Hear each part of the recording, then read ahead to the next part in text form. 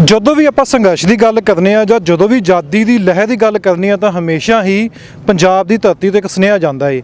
ਇਸ ਸਮੇਂ ਜਿਵੇਂ ਤੁਸੀਂ ਪਿੱਛੇ ਬੈਨਰ ਲੱਗੇ ਦੇਖੇ ਨੇ, ਸ਼ਹੀਦ ਆਜਮ ਸਿੰਘ ਭਗਤ ਸਿੰਘ ਦੇ ਵੀ ਲੱਗੇ ਨੇ। ਭਗਤ ਸਿੰਘ ਉਹ ਸ਼ਖਸ ਸਨ ਜਿਨ੍ਹਾਂ ਨੇ ਆਪਣੇ ਹੱਕ ਲੈਣ ਵਾਸਤੇ ਸ਼ਹੀਦੀ ਪ੍ਰਾਪਤ ਕੀਤੀ ਜਾਂ ਸ਼ਹੀਦ ਹੋ ਗਏ, ਫਾਂਸੀ ਦਾ ਰੱਸਾ ਚੁੰਮਿਆ ਸੀ। ਕਹਿੰਦੇ ਜਦੋਂ ਹੱਕ ਸਰਕਾਰਾਂ ਨਾ ਦੇਵੇ ਤਾਂ ਫਿਰ ਖੋਣੇ ਪੈਂਦੇ ਨੇ। ਹੁਣ ਇਹ ਸੰਘਰਸ਼ ਜਿਹੜਾ ਹੈ, ਸ਼ੰਭੂ ਬਾਰਡਰ ਉੱਤੇ ਬੈਠੇ ਕਈ ਨੌਜਵਾਨ ਵੀ ਨੇ ਤੇ ਕਿਸਾਨ ਵੀ ਨੇ ਤੇ ਕਈ ਅਦਾਕਾਰ ਵੀ ਨੇ। ਸਵਾਲ ਉੱਥੇ ਆ ਕੇ ਖੜੇ ਹੁੰਦੇ ਨੇ ਕਿ ਜਦੋਂ ਸੰਘਰਸ਼ ਦੇ ਰਾਹ ਅਲੱਗ-ਅਲੱਗ ਹੋ ਜਾਂਦੇ ਨੇ। ਕੱਲ੍ਹ ਇੱਕ ਮੀਟਿੰਗ ਹੋਈ ਹੈ ਕਿਸਾਨ ਭਵਨ ਦੇ ਵਿੱਚ, ਜਥੇਬੰਦੀਆਂ ਨੇ ਕਈ ਮਤੇ ਵੀ ਪਾਏ ਨੇ, ਤਾਂ ਸਾਰੇ ਗਾਇਕਾਂ ਵੀ ਇੱਕ ਜਗ੍ਹਾ 'ਤੇ ਆਏ ਨੇ। ਦੀਪ ਸਿੱਧੂ ਜੋ ਕਿ ਕਾਫੀ ਚਰਚਾ ਦੇ ਵਿੱਚ ਨੇ, ਕੱਲ੍ਹ ਵੀ ਚਰਚਾ ਹੁੰਦੀ ਦੀ ਹੈ। ਚਰਚਾ ਇਸ ਗੱਲ ਦੀ ਹੁੰਦੀ ਦੀ ਹੈ ਕਿ ਦੀਪ ਸਿੱਧੂ ਨੇ ਅਲੱਗ ਧਰਨਾ ਕਿਉਂ ਲਗਾਇਆ, ਜਾਂ ਦੀਪ ਸਿੱਧੂ ਧਰਨੇ ਵਿੱਚ ਹੈਗੇ ਨੇ ਤਾਂ ਉਹਨਾਂ ਦੇ ਕਿਸੇ ਨਾਲ ਕੋਈ ਮਤਭੇਦ ਨੇ, ਜਾਂ ਆਪਾਂ ਕਹਿ ਲਈਏ ਕਿ ਦੀਪ ਸਿੱਧੂ ਦੇ ਕਿਹੜੇ ਵਿਚਾਰਧਾਰਾ ਦੇ ਉੱਤੇ ਉਹ ਅਲੱਗ ਨੇ। ਦੂਸਰੇ ਪਾਸੇ ਕਿਸਾਨਾਂ ਨੇ ਵੀ ਗੱਲ ਕਹੀ ਹੈ ਕਿ ਅਸੀਂ ਸਾਰਿਆਂ ਨੂੰ ਹੀ ਨਾਲ ਲੈ ਕੇ ਚੱਲਾਂਗੇ, ਕਿਸੇ ਦਾ ਕੋਈ ਬਾਈਕਾਟ ਨਹੀਂ ਕੀਤਾ ਗਿਆ। ਅਲੱਗ-ਅਲੱਗ ਵਿਚਾਰ ਹੋ ਸਕਦੇ ਨੇ ਪਰ ਸਭ ਦਾ ਰਾਹ ਹੀ ਇੱਕ ਹੈ। ਸਨ ਦੀਪ ਸਿੱਧੂ ਨੇ। ਦੀਪ ਸਿੱਧੂ ਜੀ, ਪਹਿਲਾਂ ਤਾਂ ਮੈਂ ਗੱਲ ਜਾਣਨਾ ਚਾਹੁੰਦਾ ਕਿ ਤੁਸੀਂ ਸੁਜੈਸ਼ਨ ਬਾਕਸ ਲਗਾਏ ਹੋਏ ਨੇ, ਮੈਂ ਦੇਖਦੇ ਅਸੀਂ ਇੱਥੇ ਤੁਹਾਡੇ ਪੰਡਾਲ ਦੇ ਵਿੱਚ ਸੁਜੈਸ਼ਨ ਬਾਕਸ ਨੇ। ਕਿੰਨੇ ਸੁਜੈਸ਼ਨ ਤੁਹਾਨੂੰ ਆਏ ਨੇ ਤੇ ਕਿਹੜੇ ਸੁਜੈਸ਼ਨਾਂ 'ਤੇ ਤੁਸੀਂ ਹੁਣ ਚੱਲੇ ਹੋਏ ਹੋ? ਦੇਖੋ, ਸੁਜੈਸ਼ਨ ਸਾਡੇ ਕੋਲੇ ਜਿਹੜੀਆਂ ਸੰਗਤ, ਇਹ ਪੰਜਾਬ ਦੇ ਵਾਰਸਾਂ ਦਾ ਮੰਚ ਆ। ਮੋਰਚਾ ਜਿਹੜਾ ਇਹ ਹਰ ਤਰ੍ਹਾਂ ਦੇ ਵਰਗ ਨੂੰ, ਹਰ ਤਰ੍ਹਾਂ ਦੇ ਤੁਸੀਂ ਇਹ ਕਹਿ ਲਓ ਵੀ ਵੱਖ-ਵੱਖ ਵਿਚਾਰਾਂ ਨੂੰ ਅਸੀਂ ਇੱਕ ਮੰਚ ਦਿੱਤਾ, ਜਿੱਥੋਂ ਆ ਕੇ ਤੁਸੀਂ ਆਪਦੇ ਵਿਚਾਰ ਰੱਖ ਸਕਦੇ ਹੋ ਤੇ ਮੰਥਨ ਕਰ ਸਕਦੇ ਹੋ ਉਹਦੇ 'ਤੇ। ਇਸ ਤਰ੍ਹਾਂ ਸੁਜੈਸ਼ਨ ਵੀ ਸਾਡੇ ਕੋਲੇ ਆਉਂਦੇ ਆ ਸੰਗਤ ਦੇ, ਉਹਨਾਂ ਨੂੰ ਵੀ ਅਸੀਂ ਪੜ੍ਹਦੇ ਹਾਂ, ਸੁਜੈਸਟ ਕੀਤਾ ਜਾਂਦਾ ਤੇ ਉਹਦੇ 'ਚ ਜਿਹੜੀਆਂ ਚੰਗੀਆਂ ਸਲਾਹਾਂ ਉਹਨਾਂ ਨੂੰ ਮੰਨਦੇ ਵੀ ਹਾਂ। ਸੋ ਇੱਕ ਬੜਾ ਕਹਿ ਲਓ ਵੀ ਬੜਾ ਵੱਡਾ ਦਾਇਰਾ ਇਸ ਮੋਰਚੇ ਦਾ, ਤੇ ਚਾਹੁੰਦੇ ਵੀ ਆ ਵੀ ਹਰ ਵਰਗ ਇੱਥੇ ਆ ਕੇ ਆਪਦੀ ਵਿਚਾਰਧਾਰਾ ਰੱਖੇ ਤੇ ਉਹਦੇ ਨਾਲ ਸਾਡੇ ਨਾਲ ਗੱਲਬਾਤ ਕਰੇ, ਕਿਉਂਕਿ ਪੰਜਾਬ ਨੂੰ ਜੇ ਅਸੀਂ ਮੁੜ ਸਾਰੀ ਵੱਲ ਲੈ ਕੇ ਜਾਣਾ ਤੇ ਸਾਨੂੰ ਹਰ ਵਰਗ ਨੂੰ, ਹਰ ਤਰ੍ਹਾਂ ਦੇ ਵਿਚਾਰ ਨੂੰ ਜਗ੍ਹਾ ਦੇਣੀ ਪਊਗੀ, ਸਪੇਸ ਦੇਣੀ ਪਊਗੀ, ਉਹਦਾ ਮਾਣ ਸਨਮਾਨ ਵੀ ਕਰਨਾ ਪਊਗਾ। ਤੁਹਾਡਾ ਮੰਚ ਲੱਗਿਆ ਹੋਇਆ ਹੈ, ਹੁਣ ਮੈਂ ਦੇਖ ਰਿਹਾ ਇੱਥੇ ਆ ਕੇ, ਹੁਣ ਕੋਈ ਨਾ ਕੋਈ ਬੋਲਣ ਵਾਸਤੇ ਆਊਗਾ, ਤੁਸੀਂ ਬੋਲੋਗੇ ਜਾਂ ਹੋਰ ਜਥੇਬੰਦੀ ਨੁਮਾਇੰਦੇ ਬੋਲਣਗੇ।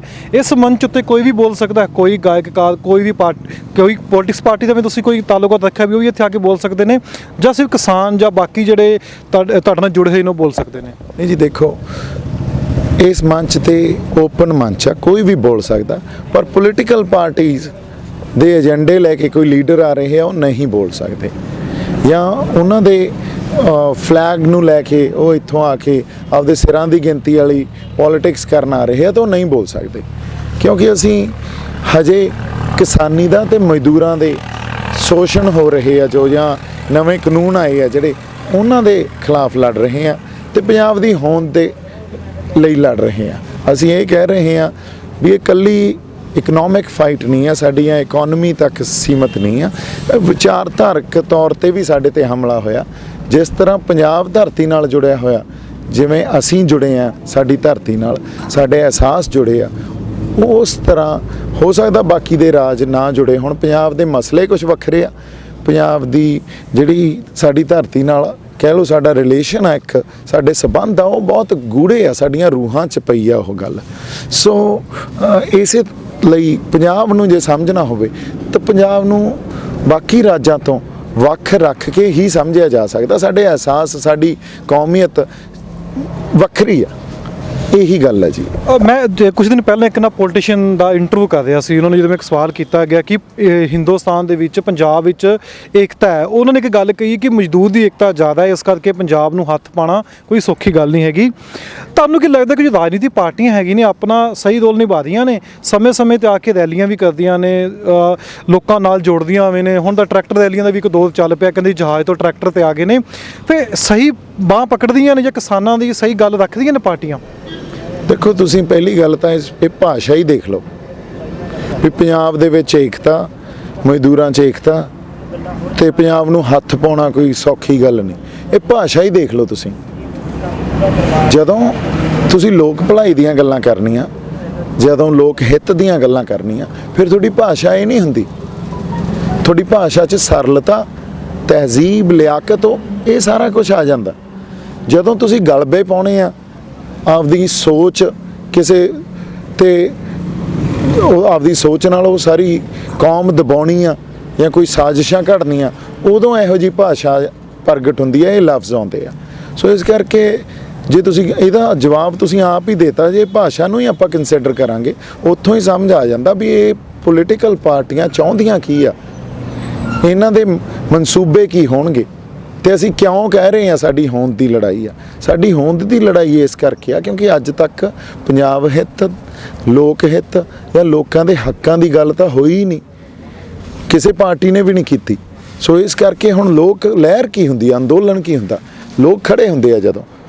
ਹਾਲਾਂਕਿ ਦੋ ਹੀ ਤਰ੍ਹਾਂ ਚੇਂਜ ਆਉਂਦੀ ਆ ਨਾ ਸਮਾਜ 'ਚ, ਜਾਂ ਤਾਂ ਤੁਹਾਡਾ ਰਾਜਾ ਬਹੁਤ ਚੰਗਾ ਆ ਜੇ, ਉੱਤੋਂ ਉਹ ਚੇਂਜ ਆਵੇ ਤੇ ਥੱਲੋਂ ਤੱਕ ਉਹ ਚੇਂਜ ਆ ਸਕਦੀ ਆ। ਜੇ ਰਾਜਾ ਨਹੀਂ ਚੰਗਾ ਤਾਂ ਫਿਰ ਲੋਕ ਅੰਦੋਲਨ ਸ਼ੁਰੂ ਕਰ ਲੈਂਦੇ ਆ। ਇਹ ਦੋ ਜਿਹੜੀ ਆਮ ਤੌਰ ਤੇ ਆਪਾਂ ਸਮਝਦੇ ਆ ਵੀ ਸਮਾਜ ਦੇ ਦੋ ਵਰਤਾਰੇ ਆ। ਜੇ ਸਮਾਜ ਨੂੰ ਅਸੀਂ ਚੰਗੇ ਪਾਸੇ ਲੈ ਕੇ ਜਾਣਾ, ਜਾਂ ਲੋਕਾਂ ਨੂੰ ਜਦੋਂ ਲੱਗਦਾ ਵੀ ਹੁਣ ਇਨਫ ਇਜ਼ ਇਨਫ, ਤਾਂ ਫਿਰ ਲੋਕ ਲਹਿਰ ਪੈਦਾ ਕਰਦੇ ਆ, ਇੱਕ ਰੈਵੋਲੂਸ਼ਨ ਆਉਂਦਾ। ਕਿਹਾ ਜਾਂਦਾ ਕਿ ਵਿਚਾਰ ਅਲੱਗ-ਅਲੱਗ ਹੋਣੇ ਚਾਹੀਦੇ ਨੇ। ਵੀ ਇੱਕ ਲੋਕਤੰਤਰ ਦੀ, ਲੋਕਾਂ ਦੀ ਖੂਬਸੂਰਤੀ ਹੁੰਦੀ ਕਿ ਵਿਚਾਰ ਅਲੱਗ-ਅਲੱਗ ਹੋਣਗੇ, ਉਨੀਆਂ ਸੁਜੈਸ਼ਨ, ਉਨੀ ਚੀਜ਼ਾਂ ਨਿਕਲ ਕੇ ਆਉਂਦੀਆਂ ਨੇ। ਤੁਹਾਡੇ ਵੀ ਅਲੱਗ ਵਿਚਾਰ ਨੇ। ਕੱਲ ਗਾਇਕ ਵੀ ਇਕੱਠੇ ਹੋਏ ਨੇ, ਕਿਸਾਨ ਜਥੇਬੰਦੀਆਂ ਵੀ ਕੱਲ 31 ਇਕੱਠੀਆਂ ਹੋਈਆਂ ਨੇ ਕਿਸਾਨ ਭਵਨ ਦੇ ਵਿੱਚ। ਜਿਵੇਂ ਪਹਿਲਾਂ ਗੱਲ ਕੀਤੀ, ਜ਼ਿਕਰ ਕੀਤਾ ਕਿ ਵਿਚਾਰ ਸਭ ਦੇ ਅਲੱਗ-ਅਲੱਗ ਹੋ ਸਕਦੇ ਨੇ, ਪਰ ਰਸਤਾ ਇੱਕੋ ਹੀ ਹੈ। ਫਿਰ ਤੁਹਾਡੇ ਕੀ ਵਿਚਾਰ ਉਹਨਾਂ ਤੋਂ ਅਲੱਗ ਨੇ? ਦੇਖੋ, ਗੱਲ ਮੇਰੇ ਵਿਚਾਰ ਅਲੱਗ ਕੀ ਆ, ਇਹ ਇੰਪੋਰਟੈਂਟ ਨਹੀਂ ਆ। ਮਕਸਦ ਸਾਡਾ ਇੱਕੋ ਹੀ ਆ। ਅਸੀਂ ਕਿਸਾਨਾਂ ਵਾਸਤੇ ਜਾਂ ਮਜ਼ਦੂਰਾਂ ਵਾਸਤੇ ਹੀ ਲੜ ਰਹੇ ਹਾਂ। ਸਾਡਾ ਇਸ ਟਾਈਮ ਪ੍ਰਾਇਰਟਾਈਜ਼ ਉਹਨਾਂ ਨੂੰ, ਇਸ ਮੁੱਦੇ ਨੂੰ ਹੀ ਕੀਤਾ ਹੋਇਆ। ਹੁਣ ਕਿਸਾਨ ਜਥੇਬੰਦੀਆਂ ਨੇ ਵੀ ਉਹਨਾਂ ਦਾ ਦੇਖੋ ਗਰਾਊਂਡ ਲੈਵਲ ਤੱਕ ਕੇਡਰ ਬਹੁਤ ਵੱਡਾ, ਇਹ ਸਰਾਹਨਾ ਕਰਨੀ ਬਣਦੀ ਆ ਉਹਨਾਂ ਦੀ ਵੀ ਉਹਨਾਂ ਨੇ ਇੱਕ ਲਾਮਬੰਦੀ ਜਿੱਡੀ ਵੱਡੀ ਕੀਤੀ ਆ, ਉਹ ਕਿਸਾਨ ਜਥੇਬੰਦੀਆਂ ਤੋਂ ਬਿਨਾਂ ਨਹੀਂ ਹੋ ਸਕਦੀ ਸੀ, ਉਸ ਕੇਡਰ ਤੋਂ ਬਿਨਾਂ ਨਹੀਂ ਹੋ ਸਕਦੀ ਸੀ, ਹੈ ਨਾ। ਕੱਲ੍ਹ ਜਿਹੜਾ ਫੈਸਲਾ ਲਿਆ, ਨਿਯੋਤਾ ਆਇਆ ਸੀ ਸਰਕਾਰ ਵੱਲੋਂ ਮਿਲਣ ਦਾ, ਉਹ ਇੱਕ ਕਾਨਫਰੰਸ ਕਰਨ ਦਾ, ਉਹਦੇ ਤੇ ਬਹੁਤ ਵਧੀਆ ਫੈਸਲਾ ਲਿਆ ਕਿਸਾਨ ਜਥੇਬੰਦੀਆਂ ਨੇ ਵੀ ਅਸੀਂ ਨਹੀਂ ਮਿਲਣ ਜਾਣਾ। ਤਾਂ ਮੈਨੂੰ ਲੱਗਦਾ ਬੜੀ ਦ੍ਰਿੜਤਾ ਨਾਲ ਲੜਾਈ ਲੜੀ ਜਾ ਰਹੀ ਆ, ਵੱਖ-ਵੱਖ ਮੋਰਚਿਆਂ ਤੋਂ ਲੜੀ ਜਾ ਰਹੀ ਆ। ਔਰ ਇਤਿਹਾਸ 'ਚ ਹਮੇਸ਼ਾ ਹੀ ਲੜਾਈ ਜਦੋਂ ਅਸੀਂ ਲੜਦੇ ਹਾਂ ਉਦੋਂ ਵੱਖ-ਵੱਖ ਮੋਰਚਿਆਂ ਤੋਂ ਹੀ ਲੜਦੇ ਹਾਂ। ਸਰਕਾਰ ਤਾਂ ਚਾਹੂਗੀ ਵੀ ਇੱਕ ਪਾਸੇ ਇੱਕ ਜਗ੍ਹਾ ਤੇ ਆ ਜਾਣ, ਉਹਨੂੰ ਖਦੇੜਨਾ ਸਾਡੇ ਲਈ ਸੌਖਾ ਹੋ ਜੇ। ਜਦੋਂ ਅਸੀਂ ਵੱਖ-ਵੱਖ ਮੋਰਚਿਆਂ ਤੇ ਬੈਠੇ ਹੋਵਾਂਗੇ, ਉਹਨਾਂ ਲਈ ਵੀ ਸੈਂਟਰ ਪੁਆਇੰਟ ਇੱਕ ਨਹੀਂ ਆ, ਫਿਰ ਤਾਂ ਅਲੱਗ-ਅਲੱਗ ਸੈਂਟਰ ਪੁਆਇੰਟ ਆ। ਤਾਂ ਉਸੇ ਸੰਘਰਸ਼ ਦਾ ਹਿੱਸਾ ਅਸੀਂ ਆ, ਜਿਹੜੀਆਂ ਕਿਸਾਨ ਜਥੇਬੰਦੀਆਂ ਲੜ ਰਹੀਆਂ। ਹੁਣ ਵਿਚਾਰਾਂ ਦਾ ਵਖਰੇਵਾਂ ਕੀ ਆ, ਇਹ ਕੋਈ ਬਾਹਲੀ ਵੱਡੀ ਇਸ ਟਾਈਮ ਗੱਲ ਕਰਨੀ ਬਣਦੀ ਨਹੀਂ ਆ, ਕਿਉਂਕਿ ਸਾਡਾ ਦੁਸ਼ਮਣ ਦਿੱਲੀ ਆ, ਦਿੱਲੀ ਨਾਲ ਅਸੀਂ ਲੜ ਰਹੇ ਹਾਂ। ਆਪਸ 'ਚ ਸਾਡੀ ਵਿਚਾਰਾਂ ਦੇ ਵਖਰੇਵਿਆਂ ਦੇ ਕਰਕੇ ਕੋਈ ਦੁਸ਼ਮਣੀ ਥੋੜ੍ਹੀ ਆ, ਉਹ ਤਾਂ ਆਪਸ 'ਚ ਬੈਠ ਕੇ ਅਸੀਂ ਹੱਲ ਕਰ ਲਾਂਗੇ, ਸੰਵਾਦ ਰਾਹੀਂ ਹੱਲ ਨਿਕਲ ਆਊਗਾ। ਤਾਂ ਉਹ ਕੋਈ ਬਾਹਲੀ ਵੱਡੀ ਗੱਲ ਨਹੀਂ ਆ। ਕੱਲ੍ਹ ਦੇ ਮੈਂ ਥੋੜ੍ਹੀ ਹੋਰ ਕੱਲ੍ਹ ਦੀ ਗੱਲ ਅੱਗੇ ਵਧਾਉਣਾ ਹੈਗਾ। ਜਿਸ ਤਰੀਕੇ ਨਾਲ ਜਥੇਬੰਦੀਆਂ ਨੇ ਲੱਖੋਵਾਲ ਪਾਰਟੀ ਨੂੰ ਜਿਹੜਾ ਹੈਗਾ ਉਹਦੇ ਵਿੱਚ ਆਪਾਂ ਕਹਿ ਦਈਏ ਕਿ ਬਾਈਕਾਟ ਕਰ ਦਿੱਤਾ। ਹੁਣ ਉਹ ਦੁਬਾਰਾ ਉਹ 'ਚ ਕਿਉਂਕਿ ਕਿਤੇ ਨਾ ਕਿਤੇ ਕਹਿੰਦੇ ਵੀ ਅਸੀਂ ਰਾਜਨੀਤੀ ਵਿੱਚ ਵੜਨ ਨਹੀਂ ਦੇਣੀ। ਪਹਿਲਾਂ ਵੀ ਇੱਕ ਮੀਟਿੰਗ ਹੁੰਦੀ ਹੈ, ਸ਼ਾਇਦ ਤੁਹਾਨੂੰ ਯਾਦ ਹੋਣਾ, 9 ਫੇਜ਼ ਦੇ ਵਿੱਚ ਅੱਜ ਤੋਂ 5-7 ਦਿਨ ਪਹਿਲਾਂ ਇੱਕ ਮੀਟਿੰਗ ਹੁੰਦੀ ਗਾਇਕਾਂ ਦੀ। ਕਹਿੰਦੇ ਸਾਰੇ ਗਾਇਕ ਇੱਕ ਮੰਚ ਉੱਤੇ ਆ ਗਏ ਨੇ, ਹਰ ਇੱਕ ਕਿਸਾਨ ਦੇ ਨਾਲ ਜਦ ਉਹਨਾਂ ਦੀ ਸਟੇਜਾਂ 'ਤੇ ਜਾ ਕੇ 5-5 ਗਾਇਕ ਜਾਣਗੇ, ਚਾਹੇ 1 ਘੰਟਾ ਬੈਠ ਕੇ ਆਉਣ। ਉਦੋਂ ਸਾਰੇ ਕਹਿੰਦੇ ਵੀ ਅਸੀਂ ਕਿ ਸਾਰੇ ਗਾਇਕ ਇੱਕ ਜਗ੍ਹਾ 'ਤੇ ਇਕੱਠੇ ਆ ਗਏ ਨੇ। ਜਿਵੇਂ ਕੱਲ੍ਹ ਵਿੱਚ ਕਾਫੀ ਸਵਾਲ ਹੁੰਦੇ ਨੇ ਕਿ ਦੀਪ ਸਿੱਧੂ ਅਲੱਗ ਨੇ, ਦੀਪ ਸਿੱਧੂ ਦੀ ਬੋਲਬਾਣੀ ਅਲੱਗ ਹੈ, ਦੀਪ ਸਿੱਧੂ ਕਦੇ ਖਾਲਿਸਤਾਨ ਦਾ ਵੀ ਨਾਂ ਲੈਂਦੇ ਨੇ। ਕੱਲ੍ਹ ਇਹ ਗੱਲਾਂ ਚੱਲਦੀਆਂ ਰਹੀਆਂ ਨੇ। ਤੁਹਾਡੇ ਤੋਂ ਕੁਛ ਦੂਰ ਜਾ ਕੇ ਮਾਨ ਜੀ ਦਾ ਲੱਗਿਆ ਹੋਇਆ ਉੱਥੇ, ਉਹਨਾਂ ਨੂੰ ਇੱਦਾਂ ਧਰਨਾ ਲਗਾਇਆ ਹੋਇਆ ਹੈ ਕਿ ਵਾਕਈ ਤੁਸੀਂ ਖਾਲਿਸਤਾਨ ਦੀ ਕਿਤੇ ਕੋਈ ਗੱਲਬਾਤ ਕਹੀ ਹੈ ਕਿ ਸੋਸ਼ਲ ਮੀਡੀਆ ਤੁਹਾਡੇ ਖਿਲਾਫ ਕੋਈ ਅਫਵਾਹ ਫੈਲਾਈ ਗਈ ਹੈ? ਦੇਖੋ, ਗੱਲ ਮੈਂ ਕੀ ਕਰਦਾ, ਕਿਸੇ ਵੀ ਸਮੇਂ ਕਿਸੇ ਖਿੱਤੇ 'ਚ ਵੱਖ ਹੋਣ ਦੀ ਗੱਲ ਕਦੋਂ ਆਉਂਦੀ ਆ? ਅਸੀਂ ਤਾਂ ਇੱਕ ਯੂਨੀਅਨ 'ਚ ਰਹਿ ਰਹੇ ਹਾਂ ਨਾ। ਜਦੋਂ ਉਸ ਖਿੱਤੇ ਦੇ ਲੋਕਾਂ ਨੂੰ ਲੱਗਦਾ ਹੋਵੇ ਵੀ ਸਾਡੇ ਹੱਕਾਂ ਨੂੰ ਮਾਰਿਆ ਜਾ ਰਿਹਾ, ਸਾਡੇ ਤੇ ਜ਼ੁਲਮ ਤੇ ਜ਼ਬਰ ਕੀਤਾ ਜਾ ਰਿਹਾ। ਇੱਕ ਘਰ 'ਚ 4 ਭਰਾ ਰਹਿੰਦੇ ਆ, ਇੱਕ ਭਰਾ ਉਹਨਾਂ 'ਚੋਂ ਵੱਖ ਹੋਣ ਦੀ ਗੱਲ ਕਰਦਾ, 3 ਭਰਾਵਾਂ ਦਾ ਕੀ ਆ ਉਹਨਾਂ ਦਾ ਫਰਜ਼ ਬਣਦਾ, ਜਾਂ ਉਸ ਘਰ ਦਾ ਜਿਹੜਾ ਹੈੱਡ ਆ ਉਹਦਾ ਕੀ ਫਰਜ਼ ਬਣਦਾ, ਉਸ ਭਰਾ ਨਾਲ ਜਾ ਕੇ ਬੈਠੇ ਗੱਲਬਾਤ ਕਰੇ। ਅੱਜ ਜੇ ਸਾਨੂੰ ਆਪਦੇ ਹੱਕਾਂ ਦੀ ਅਸੀਂ ਗੱਲ ਕਰ ਰਹੇ ਹਾਂ, ਇੱਕ ਯੂਨੀਅਨ 'ਚ ਰਹਿ ਰਹੇ ਹਾਂ ਨਾ। ਯੂਨੀਅਨ ਕਦੋਂ ਕ੍ਰੀਏਟ ਹੋਈ? 1947 'ਚ। 1947 'ਚ ਬਹੁਤ ਛੋਟੀਆਂ ਬਹੁਤ ਕੌਮੀਅਤ ਜਿਹੜੀ ਉਸ ਵੇਲੇ ਛੋਟੇ ਖਿੱਤਿਆਂ ਨੇ ਮਿਲ ਕੇ ਇੱਕ ਯੂਨੀਅਨ ਆਫ ਇੰਡੀਆ ਬਣਾਈ। ਉਸ ਯੂਨੀਅਨ ਆਫ ਇੰਡੀਆ 'ਚ ਹਰ ਖਿੱਤੇ ਦੇ ਬੰਦਿਆਂ ਨੇ, ਉੱਥੋਂ ਦੇ ਬਾਸ਼ਿੰਦਿਆਂ ਨੇ, ਰੂਹਾਂ ਨੇ ਆਪਦਾ ਭਰੋਸਾ ਜਤਾਇਆ। ਅੱਜ ਜੇ ਉਹ ਭਰੋਸਾ ਕਿਸੇ ਵੀ ਖਿੱਤੇ 'ਚ ਟੁੱਟੂਗਾ ਹਨਾ, ਤਾਂ ਉਹ ਖਿੱਤੇ ਦੇ ਬੰਦੇ ਇਹ ਕਹਿਣਗੇ ਜੀ ਸਾਨੂੰ ਵੱਖ ਕਰ ਦਿਓ। ਤਾਂ ਇਹ ਤਾਂ ਸਰਕਾਰ ਦਾ ਫਰਜ਼ ਬਣਦਾ ਨਾ ਗੱਲ ਕਰਨੀ। ਮੈਂ ਕਹਿ ਰਿਹਾ ਖਾਲਿਸਤਾਨ ਦੀ ਗੱਲ ਕਹਿ ਰਿਹਾ। ਜੇ ਅੱਜ ਅਸੀਂ ਆਪਦੇ ਹੱਕ ਮੰਗ ਲਈਏ, ਹੱਕ ਮੰਗਣੇ ਕੋਈ ਮਾੜੀ ਗੱਲ ਆ? ਜੇ ਹੱਕ ਨਾ ਸਾਨੂੰ ਸੰਵਿਧਾਨ ਇਜਾਜ਼ਤ ਦੇ ਦਿਆ, ਸੰਵਿਧਾਨ 'ਚ ਕਿਤੇ ਲਿਖਿਆ ਖਾਲਿਸਤਾਨ ਦਾ ਸ਼ਬਦ ਬੈਨ ਹੈ, ਇਜਾਜ਼ਤ ਹੈਗੀ ਹੈ, ਪਰ ਇੱਕ ਪੀਸਫੁਲ ਤਰੀਕੇ ਨਾਲ ਇਜਾਜ਼ਤ ਹੈ। ਅਸੀਂ ਕਦੋਂ ਦੱਸੋ ਹਥਿਆਰ ਚੱਕੀ ਫਿਰਦੇ ਹਾਂ? ਅਸੀਂ ਕਦੋਂ ਕਿਹਾ ਵੀ ਅਸੀਂ ਕੋਈ ਵਾਇਲੈਂਸ ਨੂੰ ਪ੍ਰਮੋਟ ਕਰ ਰਹੇ ਹਾਂ ਹਨਾ? ਤਾਂ ਖਾਲਿਸਤਾਨ ਵਰਡ ਨੂੰ ਤੁਸੀਂ ਆਏ ਨਾ ਵਰਤੋ ਵੀ ਉਹਨੂੰ ਵਾਇਲੈਂਸ ਲਈ ਵੀ ਉਹਦੇ ਨਾਲ ਉਹਨੂੰ ਅਟੈਚ ਕਰੋ ਜਾਂ ਉਹਨੂੰ ਰੈਡੀਕਲਸ ਦੇ ਨਾਲ ਅਟੈਚ ਕਰੋ ਹਨਾ। ਖਾਲਿਸਤਾਨ ਵਰਡ ਜਦ ਤਾਮਿਲਨਾਡੂ 'ਚ ਉਹ ਆਪਦਾ ਜੇ ਮੰਨ ਲਓ ਕੱਲ੍ਹ ਨੂੰ ਮੰਗਣ ਲੱਗ ਗਏ, ਨਾਗਾਜ਼ ਆਪਦਾ, ਐਸਾਮ 'ਚ ਉਹ ਆਪਦਾ ਮੰਗੀ ਜਾਂਦੇ ਆ, ਕਸ਼ਮੀਰ ਵਾਲੇ ਆਪਦਾ ਮੰਗੀ ਜਾਂਦੇ ਆ। ਜੇ ਕੋਈ ਆਪਦਾ ਮੰਗ ਰਿਹਾ ਕਿਤੇ ਨਾ ਕਿਤੇ ਤਾਂ ਗੜਬੜ ਪਈ ਹੋਊ ਨਾ। ਅਸੀਂ ਉਹ ਗੜਬੜ ਨੂੰ ਨਹੀਂ ਦੇਖਦੇ, ਅਸੀਂ ਜੜ ਤੇ ਨਹੀਂ ਜਾਂਦੇ। ਅਸੀਂ ਕਹਿੰਦੇ ਨੇ ਅੱਛਾ ਤੁਸੀਂ ਖਾਲਿਸਤਾਨ ਕਿਹਾ ਜੀ, ਲਾ ਦਿਓ ਠੱਪਾ ਜੀ, ਕਰੋ ਪਾਓ ਇਹਦੇ ਤੇ UAPA। ਨਹੀਂ, that's a wrong practice. Journalism ਨੂੰ ਵੀ ਇਹ ਸੋਚਣਾ ਚਾਹੀਦਾ ਵੀ ਇਹ ਗੰਭੀਰ ਸਵਾਲ ਹੁੰਦੇ ਆ। ਸਵਾਲ ਦੇ ਪਿੱਛੇ ਇਹਦੇ ਰੀਜ਼ਨਸ ਕੀ ਆ, ਇਹਦੀ ਜੜ ਕਿੱਥੇ ਪਈ ਆ, ਉਹਨੂੰ ਵੀ ਪੜ੍ਹੋ। ਤੁਸੀਂ ਖਬਰਾਂ ਬਣਾਉਣ ਵਾਸਤੇ ਸਵਾਲ ਨਾ ਪੁੱਛੋ, ਫਿਰ ਤੁਹਾਡੇ ਜਰਨਲਿਜ਼ਮ ਦਾ ਕੋਈ ਫਾਇਦਾ ਨਹੀਂ ਹਨਾ। ਖਬਰਾਂ ਬਣਾਉਣ ਵਾਸਤੇ ਜੇ ਸਵਾਲ ਪੁੱਛੋਗੇ, ਪਲੀਜ਼ ਜਰਨਲਿਜ਼ਮ ਛੱਡ ਕੇ ਕੁਝ ਹੋਰ ਕੰਮ ਕਰੋ। ਕੱਲ ਮੈਂ ਪਹਿਲਾਂ ਜਵਾਬ ਦੇ ਦਾਂ, ਤੁਸੀਂ ਵਿੱਚੋਂ ਨਾ ਕੱਟੋ। ਇਸ ਕਰਕੇ ਐਡੇ ਗੰਭੀਰ ਗੱਲ ਜੀ ਕੀਤੀ ਆ, ਉਸ ਗੰਭੀਰ ਗੱਲ ਦਾ ਪਹਿਲਾਂ ਮਤਲਬ ਸਮਝੋ। ਜੇ ਕਿਤੇ ਕਿਸੇ ਇਸ ਯੂਨੀਅਨ 'ਚ ਕੋਈ ਆਪਦੇ ਵੱਖ ਹੱਕ ਲੈਣ ਦੀ ਗੱਲ ਕਰਦਾ, ਉਹਨੂੰ ਉਸ ਬੰਦੇ ਨਾਲ ਗੱਲ ਕਰਨੀ ਵੀ ਗੁਨਾਹ। ਅਸੀਂ ਆਪਦੇ ਹੱਕ ਮੰਗਦੇ ਹਾਂ ਅੱਜ, ਤੇ ਹੱਕ ਮੰਗਣੇ ਗੁਨਾਹ? ਮੇਰਾ ਹੱਕ ਇਹ ਹੈ ਵੀ ਮੈਂ ਆਪਦੇ ਹੱਕ ਮੰਗ ਸਕਦਾ। ਜੇ ਸਰਕਾਰ ਨੂੰ ਲੱਗਦਾ ਉਹ ਦੇ ਰਹੀ ਹੈ ਤਾਂ ਗੱਲ ਕਰ ਲਿਆ ਕੇ, ਉਹ ਪੂਰੇ ਖਿੱਤੇ ਦੀ ਲੀਡਰਸ਼ਿਪ ਨਾਲ ਗੱਲ ਕਰਨੀ ਚਾਹੀਦੀ ਆ ਹਨਾ। ਸੋ ਆਪਾਂ ਪੂਰੀ ਗੱਲ ਕਰਦੇ ਹਾਂ। ਇਸ ਕਰਕੇ ਇਹ ਲਫ਼ਜ਼ ਮਾੜੇ ਨਹੀਂ ਆ ਖਾਲਿਸਤਾਨ, ਇਹ ਲਫ਼ਜ਼ ਮਾੜੇ ਨਹੀਂ ਆ ਕੋਈ ਹੋਰ ਆਪਦੀ ਵੱਖ ਦੀ ਗੱਲ ਕਰਦਾ। ਮਾੜਾ ਕੀ ਆ? ਸਾਨੂੰ ਸੰਵਾਦ ਨਹੀਂ ਜਦੋਂ ਅਸੀਂ ਕਰਦੇ, ਜਾਂ ਸਰਕਾਰ ਸਾਡੇ ਕੋਲੇ ਇਹੋ ਜਿਹਾ ਕੋਈ ਪਲੇਟਫਾਰਮ ਨਹੀਂ ਦਿੰਦੀ ਜਿੱਥੇ ਬੈਠ ਕੇ ਸੰਵਾਦ ਹੋ ਸਕੇ, ਗੱਲਬਾਤ ਰਾਹੀਂ ਮਸਲੇ ਸੁਲਝ ਸਕਣ। ਤੁਸੀਂ ਜੇ ਵਾਇਲੈਂਸ ਵੱਲ ਧੱਕੋਗੇ ਤੇ ਮੁੜ ਕੇ ਤੁਹਾਡੇ ਕੋਲ ਐਡੀ ਵੱਡੀ ਪਾਵਰ ਆ, ਉਹਦੇ ਥਰੂ ਉਹ ਵਾਇਲੈਂਸ ਨੂੰ ਨੱਪ ਦੋਗੇ ਹਨਾ, ਤੇ ਪ੍ਰੋਜੈਕਟ ਇਸ ਤਰ੍ਹਾਂ ਕਰ ਦੋਗੇ ਵੀ ਦੇਖੋ ਜੇ ਆ ਲਫ਼ਜ਼ ਵੀ ਆਇਆ ਤੇ ਲਫ਼ਜ਼ ਵੀ ਬਹੁਤ ਮਾੜਾ, ਇਹ ਬਹੁਤ ਮਾੜੀ ਗੱਲ ਆ। ਫਿਰ ਕੱਲ ਦੀ ਗੱਲ ਕਰੀਏ, ਧਰਨੇ ਤੇ ਬੈਠੇ ਹੋ, ਹਰ ਇੱਕ ਬੰਦੇ ਨੂੰ, ਤੁਹਾਨੂੰ ਵੀ ਇਜਾਜ਼ਤ ਹੈ ਧਰਨੇ ਦੀ ਬੈਠਣ ਦੀ, ਸੰਵਿਧਾਨ ਮੈਨੂੰ ਵੀ ਦਿੰਦਾ, ਜਿੰਨੇ ਵੀ ਇੱਥੇ ਵਿਅਕਤੀ ਬੈਠੇ ਨੇ ਸਭ ਨੂੰ ਇੱਕ ਧਰਨੇ ਦੀ ਇਜਾਜ਼ਤ ਹੈਗੀ ਕਿ ਪ੍ਰੋਟੈਸਟ ਪੀਸਫੁਲ ਤੁਸੀਂ ਕਰ ਸਕਦੇ ਹੋ। ਕੱਲ ਧਰਨੇ ਦੇ ਦਰਮਿਆਨ ਪੁਲਿਸ ਨੇ ਡਾਂਗਾ ਮਾਰੀਆਂ ਹਰਿਆਣਾ ਦੇ ਵਿੱਚ ਕਿਸਾਨਾਂ ਨੂੰ, ਜਦ ਕਿ ਉਹ ਕਿਸੇ ਵੀ ਸੰਵਿਧਾਨ ਦੇ ਵਿੱਚ ਨਹੀਂ ਆਉਂਦਾ। ਫਿਰ ਤੁਹਾਨੂੰ ਲੱਗਦਾ ਜਦੋਂ ਇਸ ਤਰੀਕੇ ਨਾਲ ਕਿਸਾਨਾਂ ਦੇ ਡਾਂਗਾ ਪੈਣਗੀਆਂ, ਹੁਣ ਅੱਗੇ ਜਾ ਕੇ ਕਿਸਾਨ ਫਿਰ ਕੀ ਰਿਐਕਟ ਕਰਨਗੇ?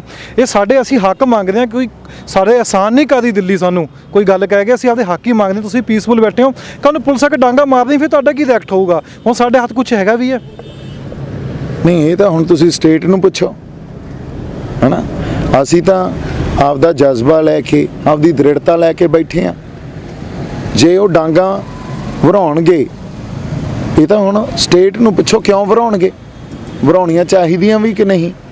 ਜੇ ਨਹੀਂ ਵਰਾਉਣੀਆਂ ਚਾਹੀਦੀਆਂ, ਉਹ ਵੀ ਸਟੇਟ ਨੂੰ ਤੁਸੀਂ ਸਵਾਲ ਕਰੋ। ਤੁਹਾਡੇ ਕੋਲੇ ਤਾਂ ਇੱਕ ਜਰਨਲਿਜ਼ਮ, ਇੱਕ ਲੋਕਤੰਤਰ ਦਾ ਇੱਕ ਪਿੱਲਰ ਆ, ਬਹੁਤ ਵੱਡੀ ਪਾਵਰ ਆ। ਜੇ ਤੁਸੀਂ ਇਕੱਠੇ ਮਿਲ ਕੇ ਕਿਤੇ ਜ਼ਬਰ ਜ਼ੁਲਮ ਹੋ ਰਿਹਾ, ਉਹਦੇ ਖਿਲਾਫ ਆਵਾਜ਼ ਉਠਾਓ। ਮੰਨ ਲਓ ਅਸੀਂ ਲੜ ਵੀ ਪਏ ਸਟੇਟ ਨਾਲ, ਕਿੰਨੀ ਕੁ ਦੇਰ ਲੜ ਲਾਂਗੇ ਹਨਾ।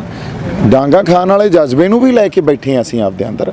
ਜਦੋਂ ਤੁਸੀਂ ਇਹੋ ਜਿਹੇ ਮੋਰਚੇ ਆਰੰਭ ਕਰਨੇ ਹੁੰਦੇ ਆ, ਉੱਥੇ ਤੁਹਾਨੂੰ ਬਹੁਤ ਤਰ੍ਹਾਂ ਦੇ ਪਰਮੂਟੇਸ਼ਨ ਕੰਬੀਨੇਸ਼ਨ ਨਾਲ ਲੈ ਕੇ ਚੱਲਣੇ ਪੈਂਦੇ ਆ, ਕਿਉਂਕਿ ਲਗਾਤਾਰ ਜਿਹੜੀ ਸਿਚੁਏਸ਼ਨ ਆ ਉਹ ਬਦਲ ਰਹੀ ਆ, ਰਿਐਲਿਟੀ ਬਦਲ ਰਹੀ ਆ।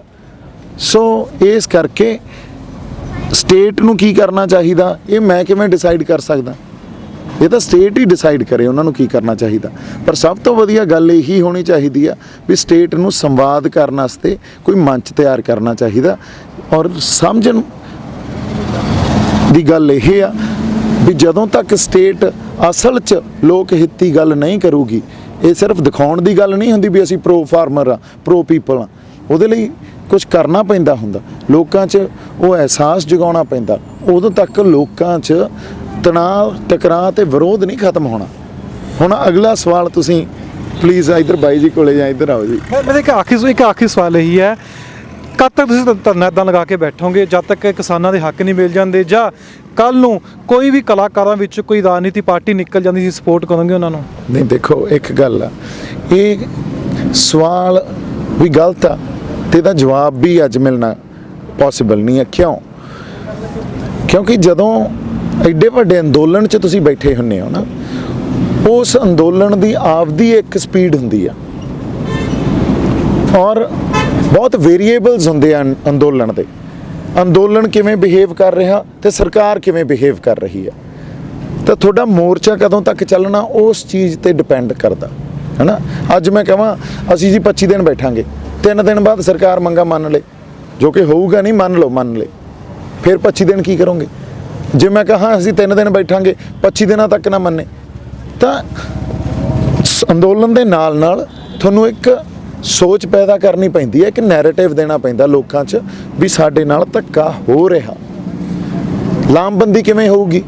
ਲਾਮਬੰਦੀ ਇਸੇ ਢੰਗ ਨਾਲ ਹੀ ਹੋਊਗੀ ਜਦੋਂ ਅਸੀਂ ਬੈਠਾਂਗੇ, ਉਹ ਨੈਰੇਟਿਵ ਲੋਕਾਂ 'ਚ ਦੇਵਾਂਗੇ, ਕਿਉਂਕਿ ਸਰਕਾਰ ਆਪਦਾ ਨੈਰੇਟਿਵ ਦੇ ਰਹੀ ਆ ਵੀ ਕੋਈ ਪ੍ਰੋਬਲਮ ਨਹੀਂ, ਇਹ ਤਾਂ ਬਹੁਤ ਵਧੀਆ, ਗੁੰਮਰਾਹ ਕੀਤਾ ਜਾ ਰਿਹਾ, ਅਸੀਂ ਆਪਦਾ ਨੈਰੇਟਿਵ ਦੇਣਾ ਹੈ ਨਾ। ਸੋ ਦੋਨੇ ਧਿਰਾਂ ਇੱਕ ਲੜਾਈ ਲੜ ਰਹੀਆਂ ਬੜੇ ਪੀਸਫੁਲ ਢੰਗ ਨਾਲ।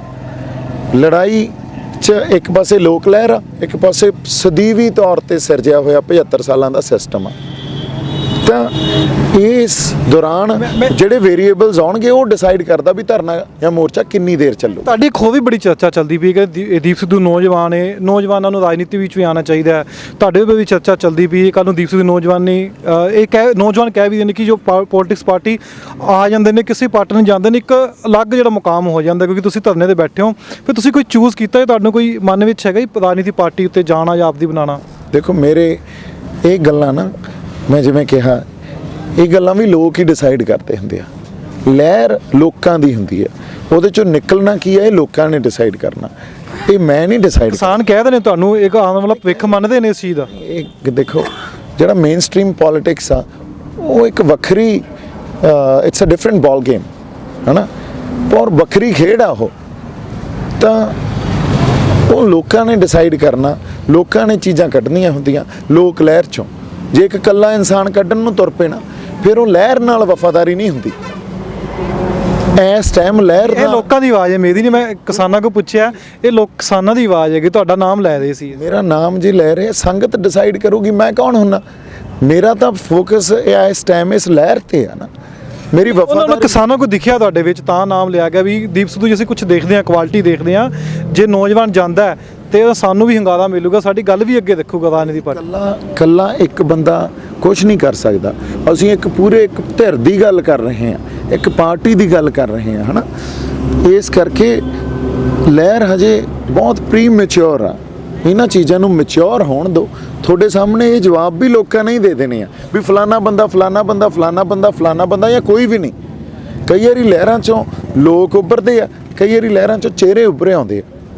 ਹਮੇਸ਼ਾ ਤੁਸੀਂ ਦੇਖੋ, ਪਹਿਲਾਂ ਤੁਸੀਂ ਤਾਂ ਉੱਭਰਦੇ ਚਿਹਰੇ ਹੀ ਹੋ ਨਾ, ਇੰਨੇ ਧਰਨਾ ਲਗਾ ਕੇ ਬੈਠੇ ਹੋ, ਆਪਦਾ ਕੰਮਕਾਰ ਛੱਡ ਕੇ ਬੈਠੇ, ਤੁਸੀਂ ਤਾਂ ਉੱਭਰਦੇ ਚਿਹਰੇ ਹੋ। ਫਿਰ ਤੁਹਾਡਾ ਨਾਮ ਲਿਆ ਜਾਂਦਾ, ਕੋਈ ਵਜ੍ਹਾ ਕਰਨ ਲਈ ਨਾਮ ਲਿਆ ਜਾਂਦਾ ਨਾ। ਆਮ ਲੋਕ ਕੀ ਕਹਿਦੇ ਨੇ, ਇਹ ਸਾਡੇ ਸਵਾਲ ਨਹੀਂ, ਆਮ ਜਨਤਾ ਹੀ ਤੁਹਾਨੂੰ ਕਹਿ ਰਹੀ ਹੈ। ਬਾਈ ਜੀ ਜੇ ਕਹਿ ਰਹੀ ਆ, ਹੋ ਸਕਦਾ ਉਹਨਾਂ 'ਚ ਕੋਈ ਇਮੋਸ਼ਨਸ ਹੋਣ ਇਸ ਚੀਜ਼ ਨੂੰ ਲੈ ਕੇ, ਪਰ ਮੇਰੇ ਤੱਕ ਪੂਰਨ ਰੂਪ 'ਚ ਨਹੀਂ ਪਹੁੰਚੇ ਉਹ ਇਮੋਸ਼ਨ। ਜਿੱਦਾਂ ਸੰਗਤ ਮੈਨੂੰ ਕੋਈ ਹੁਕਮ ਲਾਊਗੀ ਮੈਂ ਖੜਾ ਹੋਊਂਗਾ। ਸੁਜੈਸ਼ਨ ਬਾਕਸ ਵਿੱਚ ਕੋਈ ਇਹੋ ਜਿਹੇ ਸੁਝਾਅ ਆਏ ਨੇ ਜੋ ਤੁਸੀਂ ਮੰਨੇ ਨੇ? ਨਹੀਂ, ਮੈਂ ਤੁਹਾਨੂੰ ਆਈ ਹੋਵੇ ਤੁਸੀਂ ਰਾਜਨੀਤੀ ਪਾਰਟੀ ਵੀ ਜਾਂ ਸੁਜੈਸ਼ਨ ਬਾਕਸ ਸਵਾਲ ਆਈ ਹੋਣ? ਨਹੀਂ, ਦੇਖੋ, ਰਾਜਨੀਤਿਕ ਪਾਰਟੀ ਸੁਜੈਸ਼ਨ ਬਾਕਸ ਦੇ ਹਜੇ ਤੱਕ ਜਿਹੜੇ ਸੁਝਾਅ ਉਹ ਇਸ ਮੋਰਚੇ ਨੂੰ ਲੈ ਕੇ ਆ, ਉਹ ਸਾਡੀ ਸੋਚ ਨੂੰ ਲੈ ਕੇ ਆ, ਹੈ ਨਾ, ਪੰਜਾਬ ਨੂੰ ਲੈ ਕੇ ਆ। ਉੱਥੋਂ ਤੱਕ ਮੇਰੇ ਕੋਲੇ ਹਜੇ ਕੋਈ ਸੁਝਾਅ ਨਹੀਂ ਪਹੁੰਚਿਆ। ਜਦੋਂ ਤੱਕ ਮੈਂ ਉਹੀ ਕਹਿੰਦਾ, ਲੋਕ ਲਹਿਰ ਜਦੋਂ ਪੈਦਾ ਹੁੰਦੀ ਆ ਉਦੋਂ ਤੁਹਾਡੇ ਕੋਲੇ ਡਿਸਾਈਡ ਕਰਨ ਵਾਸਤੇ ਕੁਝ ਨਹੀਂ ਰਹਿੰਦਾ।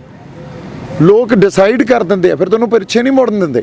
ਫਿਰ ਲੋਕਾਂ ਨੇ ਡਿਸਾਈਡ ਕਰਨਾ। ਜਿਹੜੇ ਇੱਥੇ ਲੋਕ ਬੈਠੇ ਜੇ ਤੁਹਾਨੂੰ ਇਹੀ ਕਹਿਣ ਫਿਰ ਤੁਸੀਂ ਕਰ ਲਓਗੇ ਰਾਜਨੀਤੀ ਪਾਰਟੀ, ਇਹੀ ਇਸੇ ਮੰਚ ਦੇ ਲੋਕ ਕਹਿਣ। ਉਹੀ ਗੱਲ ਆ, ਹੁਣ ਜੇ ਤੁਸੀਂ ਬੰਦੇ ਦੇ ਮੂੰਹ ਚੋਂ ਹੀ ਗੱਲ ਕਢਾਉਣੀ ਹੋਗੀ, ਮੂੰਹ ਚ ਨਹੀਂ ਪਿੱਛੇ ਹੀ ਲੱਗ ਪਏ ਕਿਤੇ ਨਾ ਕਿਤੇ, ਇਸ ਗੱਲ ਤੋਂ ਛੱਡ ਹੀ ਨਹੀਂ ਰਹੇ। ਜਦੋਂ ਮੈਂ ਇੱਕੋ ਹੀ ਉਹੀ ਸਵਾਲ ਵਾਰ-ਵਾਰ ਪੁੱਛ ਰਹੇ ਹਾਂ, ਉਹੀ ਜਵਾਬ ਮੈਂ ਵਾਰ-ਵਾਰ ਦੇ ਰਿਹਾ ਤੁਹਾਨੂੰ, ਤਾਂ ਕੋਈ ਇਹਦੇ ਚੋਂ ਜਿੰਨਾ ਮਰਜ਼ੀ ਰਿੜਕੀ ਜਾਓ ਲੱਸੀ ਨੂੰ, ਹਨਾ, ਰਹਿਣਾ ਤਾਂ ਲੱਸੀ ਆ। ਉਹਨੇ ਮੱਖਣ ਕੱਢ ਚੁੱਕੇ ਜਿਹੜਾ ਤੁਸੀਂ ਕੱਢਦਾ ਸੀ ਪਹਿਲਾਂ ਸਵਾਲ ਪੁੱਛ ਕੇ। ਨਹੀਂ ਮੈਂ ਮੱਖਣ ਨਹੀਂ ਕੱਢਿਆ, ਮੈਂ ਤੁਹਾਨੂੰ ਸਾਰੀਆਂ ਸਵਾਲਾਂ ਦੀ ਗੱਲ ਦੇ ਜਵਾਬ ਦਿੱਤਾ। ਨਹੀਂ ਤਾਂ ਮੈਂ ਦਿੱਤੇ ਆ ਜਵਾਬ, ਮੱਖਣ ਤੁਸੀਂ ਕੱਢ ਲਿਆ, ਹੁਣ ਲੱਸੀ ਹੀ ਰਹਿਣਾ ਉਹਨੇ।